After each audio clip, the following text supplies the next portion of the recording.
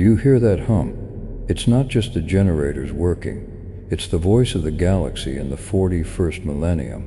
It's the groan of a machine built on a lie that has become so vast, so all-consuming, that it has been accepted as the truth.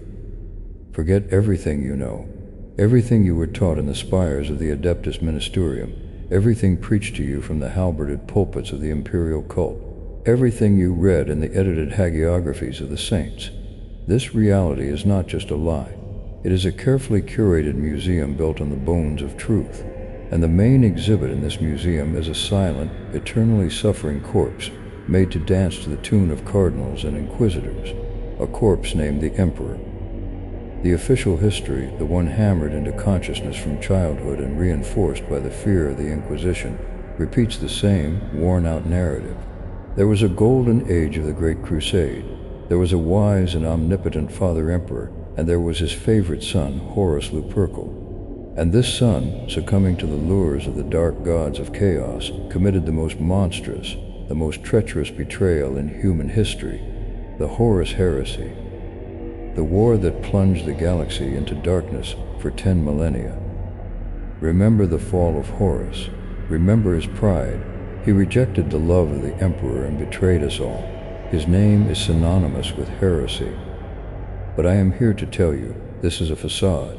A smokescreen hiding the true, fundamental heresy that preceded Horus's rebellion and made it possible.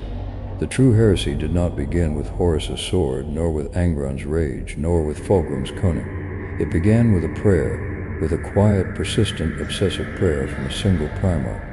It began the moment one son looked upon his father and did not see a man, a general, a scientist, or a leader. He saw an icon, an empty, shining frame. And he was obsessed with one idea, to inscribe the face of God within that frame. Not the God the Emperor became by circumstance, but the one he, in this son's opinion, ought to have been. The Emperor did not become a god by his own will. He was crucified upon the golden throne, this greatest mechanism of torture, by his own children.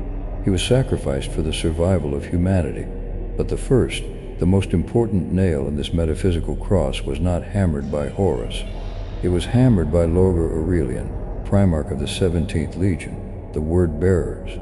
And this nail was cast not in the crucible of hatred or thirst for power. It was forged in the smithy of love, a suffocating, fanatical, blind, demanding love that cannot accept the object of its adoration as it is, a love that must either elevate or destroy. He has come, the light, not just a man, not just a warrior, the embodiment, prophecy walking among us. His every step is scripture, his every word is revelation. How can they not see? How can they look upon him and see only a general? They are blind, but I have seen the light. Today we will not retell the official history. We will hack it. We will descend into the forbidden archives, crack servos call logs, analyze survivor testimonies, and cross-reference facts the Adeptus Terra tried to erase. We will prove that Lorgar Aurelian is not merely a fallen Primarch, one among many. He is a prophet whose prophecy came true with such monstrous, such ironic and terrible accuracy, that reality itself seems to have gone mad trying to conform to it. And we live in a world that is a direct consequence of his vision. To understand the scale of Lorgar's crime, we must first understand his world, not just his place of birth, but his psychic and cultural landscape.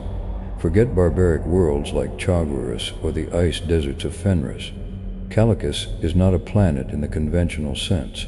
It is a crystal of faith grown in the cosmic void, a geological and sociological marvel where geography itself was a sacred text.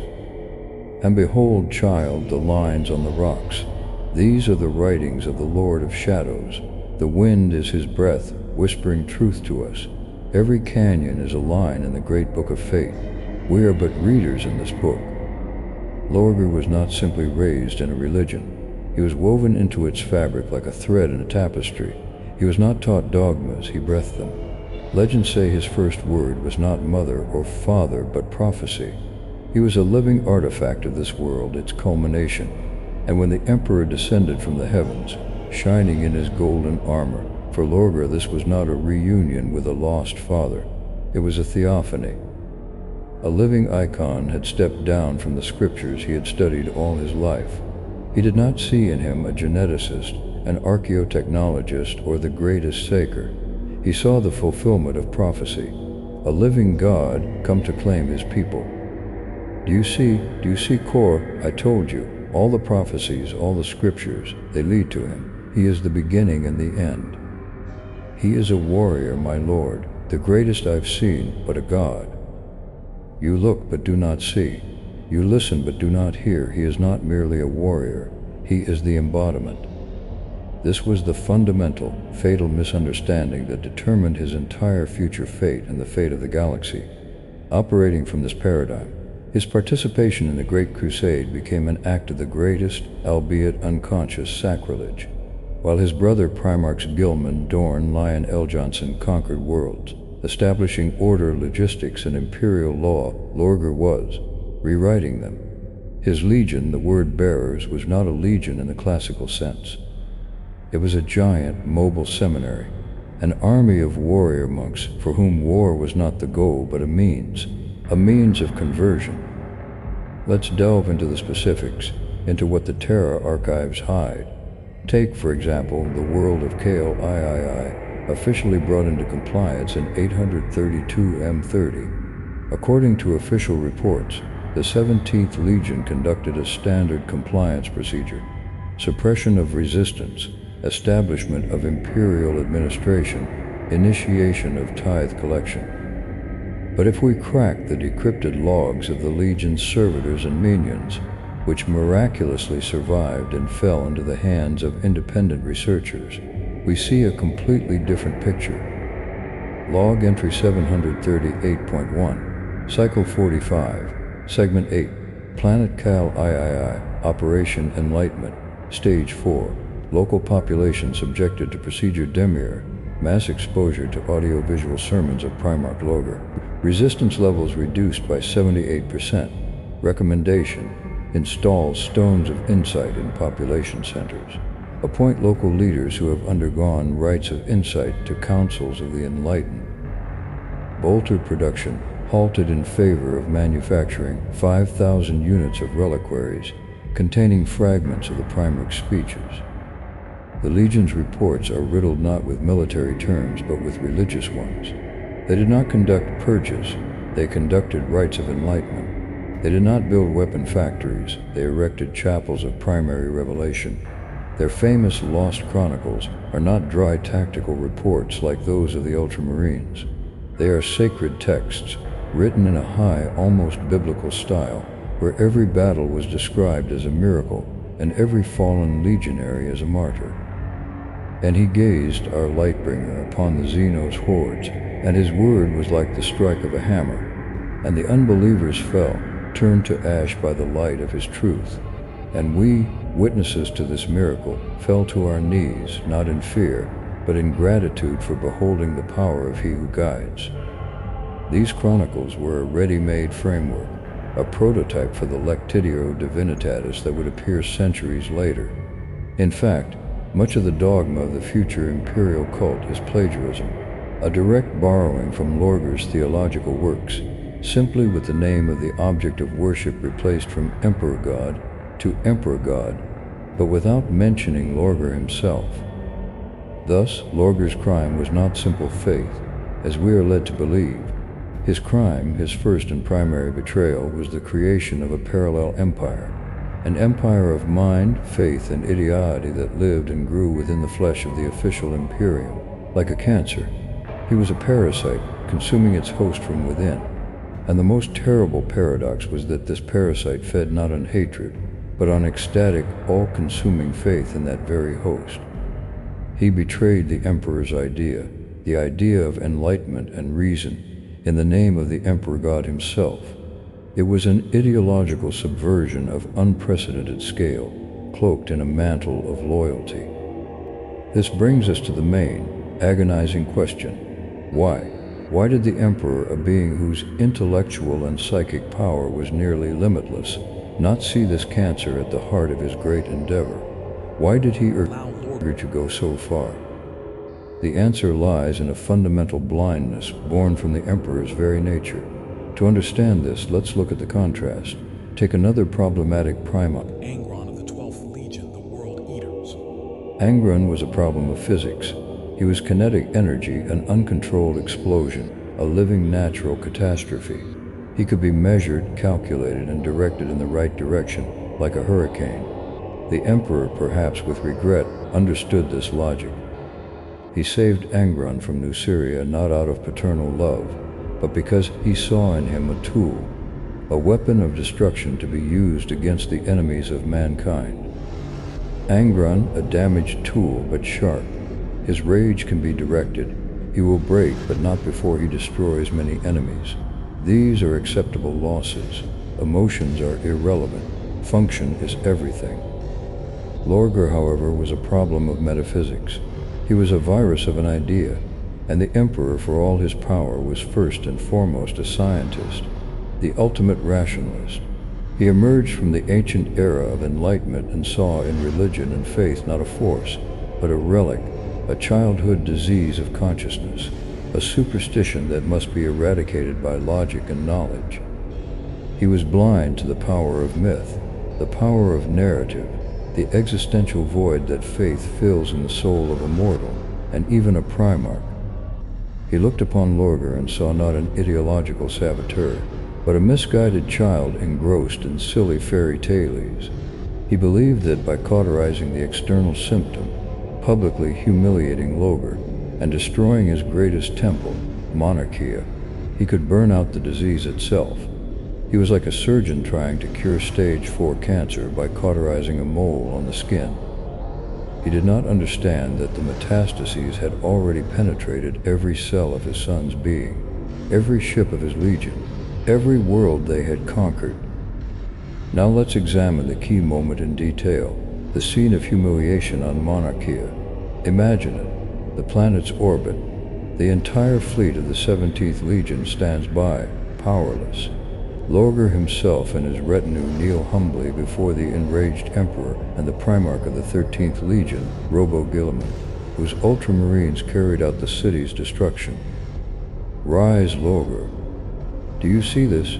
Do you see what you have turned your duty into? A circus of superstition, a theater of worship. Father, I only gave you what is your due. I have seen your power. I have seen you reshape reality. How can I not believe? How can I not worship? I am not a god, Lorgar, and I do not demand worship. I demand obedience. You disobeyed my direct command. You have defiled the Great Crusade with these rituals. Robe out, show him the price of his superstitions. Wipe this temple from the face of the planet. Father, no, this is our legacy. This is our faith. Faith is a chain, and today I break your bonds with humiliation. Crawl, Lorgar, crawl in the filth like the worm you are with your prayers. For Lorgar, a being for whom concepts of honor, faith, and ritual were sacred, this was worse than any physical torture, worse than death. He was not being punished as a warrior who disobeyed an order. He was being scolded like a disobedient child who still believes in monsters under the bed. In that moment, it was not the son who died in Lorgar. It was the acolyte. His faith in the Emperor as God was not corrected. It was trampled, displayed as something pathetic and ridiculous. He laughs at my faith, he calls it filth. He destroyed everything I built in his glory and called it mercy. Mercy? What kind of God acts like this? What kind of father humiliates his son so? He is no God. He is a usurper. He sits on a throne he does not deserve and denies the very essence of his nature. He is a liar. And on the ashes of his old faith, something new, ugly, and hungry sprouted. He sought a God who would take his faith seriously, who would accept his sacrifice, his worship, his ecstasy, who would not reject him but appreciate him. And such a God was found. In the raging ocean of the Imperium and the warp, its name was Chaos, and it whispered to Lorgar exactly what he wanted to hear. Your faith is strong. Your old God is weak and false. We are stronger. We are real. We see your devotion, and we will reward it. The door was opened, and Lorgar stepped through it not as a defeated man, but as one who had seen the light. But perhaps the most shocking revelation is that there was one man who saw this catastrophe coming from afar, and this man was not the Emperor, mired in his grand, detached plans to save humanity. This man was Malkador the Sigillite, keeper of secrets, the right hand, the shadow on the wall, the spider sitting at the center of a giant galactic web of information. Malkador looked upon Lorgar and saw not a problem to be solved. He saw a tool, raw, dangerous, unpredictable, but possessing incredible destructive and creative power. While the Emperor despised faith as superstition, Malkador, a pragmatist to the core, understood its power. He understood what his master could not accept. To control billions of people, to bind an empire stretched across the galaxy, reason and logic alone are not enough. A stronger whip is needed. Fear is needed.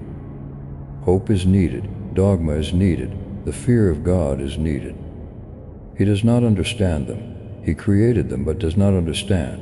He thinks they are thinking machines, but they are beasts, sentient but beasts. They are driven by instincts, fear of death, a thirst for belonging, a need for meaning, reason. Reason is a thin veneer that cracks at the first encounter with the horror of the warp. They need a god, they need a devil, they need a story in which they are the heroes. Without this, they will scatter into the darkness. He needed a religion, but how to create one? It cannot simply be decreed, issued by an edict. A religion cannot be imposed from above in a ready-made form. It must be born from below in agony and blood and the fire of civil war and betrayal. It needs an antichrist. It needs a devil whose existence will justify all the atrocities, all the inquisitorial pyres, all the fanaticism. It needs a martyr whose blood will become the foundation of a new church. And here we come to the darkest, most cynical conspiracy theory, which, however, perfectly explains all subsequent events. The burning of Monarchia was not a spontaneous punishment. It was a carefully planned ritual of sacrifice, staged by Malkador. There is evidence, fragmentary data, hinting that it was Malkador who intentionally filtered and amplified the reports of Lorgar's fanaticism that reached the Emperor. He presented them in such a light that public humiliation became not just possible, but inevitable. Malkador, these reports about the 17th, they are absurd. He is turning my wars into pilgrimages. The danger is not in his victories, Master. They are flawless. The danger is in his methods. He sows seeds that could sprout poison. He creates structures of faith parallel to your administration. Faith, children's fairy tales. He will outgrow this. Perhaps, but his legion will not. His worlds will not. They already see in you not a leader, but an icon. If this is not cut off now, your empire will split in two. A gesture is needed, public and unambiguous. You must show that you are not a god, even if it means burning one world to save a million. He knew Lorgar's psychology better than anyone. He understood that such humiliation would become his point of no return.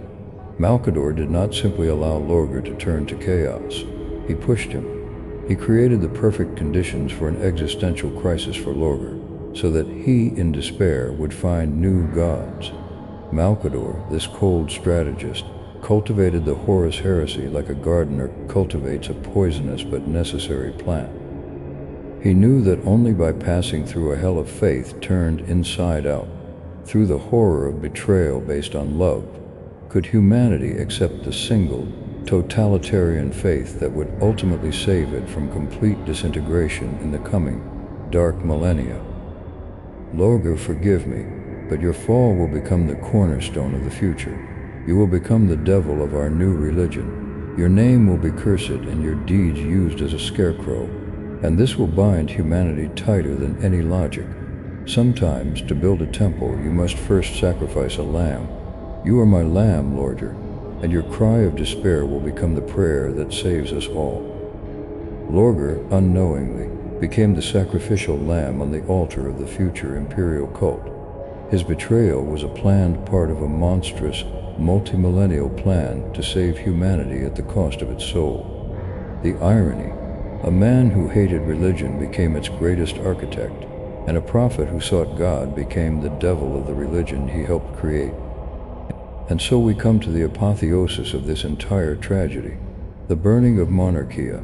But let's look at it not from orbit, through the eyes of the Ultramarines, nor from the command bridge, through the eyes of the Emperor. Let's look at it from the surface, through the eyes of Lorgar himself. He stands amidst the fire. His city, his greatest creation, his temple, is burning. The canonical history depicts him broken, weeping, humiliated. But this is a lie. If you read the private diaries of his closest confidants like Cor Ferron and Erebus, a different picture emerges. Lorgar was not crying, he was laughing. It was not the laugh of madness, but the laugh of revelation, of epiphany. It burns, everything burns, everything I loved, everything I believed in. He burned it like useless trash, like a superstition. He thinks he has burned my faith, but he is mistaken. He has burned his own lie out of me. This fire, it does not destroy, it purifies. I was blind, attributing divinity to him. He is just a tyrant, but there are real powers. I feel them. They whisper to me in the flame. For him, this fire was not the destruction of his temple. It was a baptism, a purification by fire. The Emperor, by burning his faith, had finally given him the ultimate, indisputable answer. He had proven to him that his old god was weak, cruel, blind, and unworthy of worship. He had failed the test of divinity. But from the ashes of this old god, a new one was born, chaos.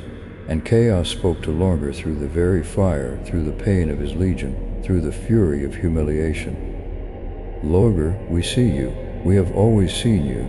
Your faith is strong. It is delicious. Your old god, he is weak. He scorns your gift, but we will accept it. We will make you our prophet, our herald. You will carry our word into the galaxy, and the galaxy will burn in the fire of your faith. It whispered to him, look, your faith is strong. You were right to seek God. You simply sought him in the wrong place. Your old god is a tyrant who despises your devotion, and we value it. We are real. Come to us and you will become our chief prophet. And Lorgar came. But he did not come to Horus as a defeated puppy seeking a strong master. No, he came to Horus as a prophet bearing revelation.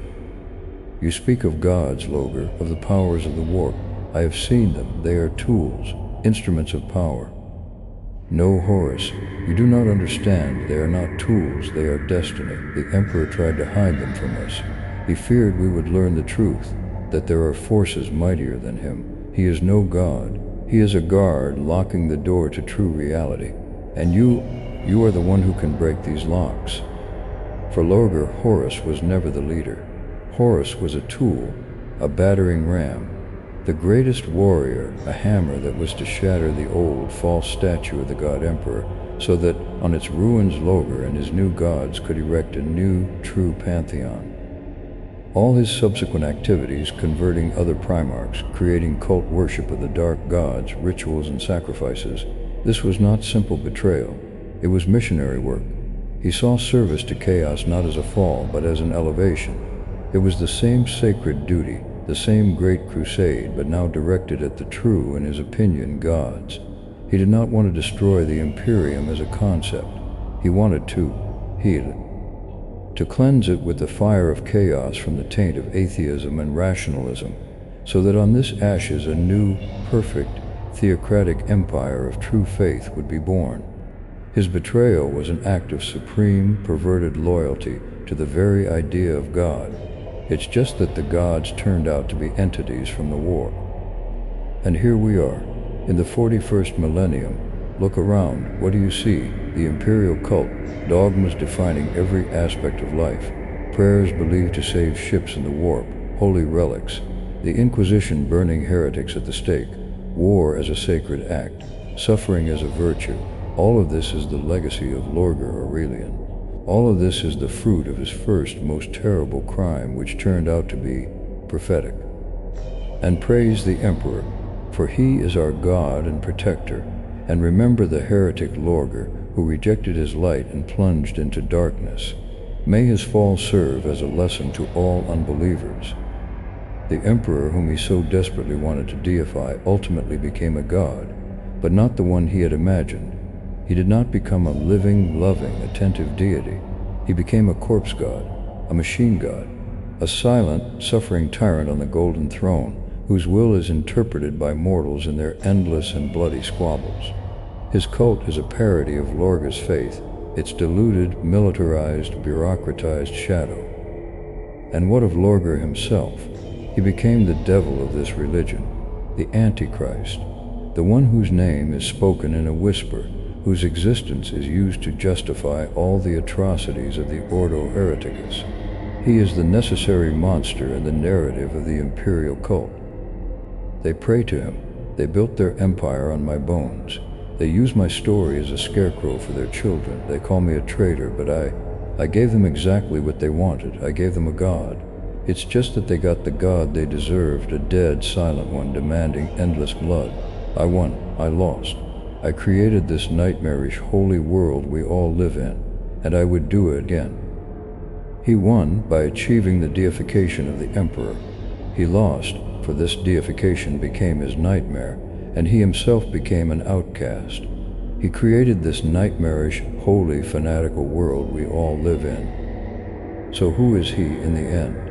A madman blinded by his mania, a prophet whose message was perverted, or the most successful failure in galactic history who achieved his goal in the most terrible way possible? He forced God to be born by killing his humanity. He forced reality itself to go mad, following his internal, fanatical logic to the bitter end. And now, the final question that should make even the most callous inquisitor's soul shudder, the question that summarizes the entire horror of the 41st Millennium. What is more terrible, a God who does not believe in himself, denies his own divinity and ultimately loses, or a devil who believes in the existence of God absolutely, fanatically, and striving for him ultimately wins, creating heaven and hell? The world of the 41st Millennium, its bloody dogmas, its blind faith, its eternal war, this is the answer to that question. And this answer is, the devil was right.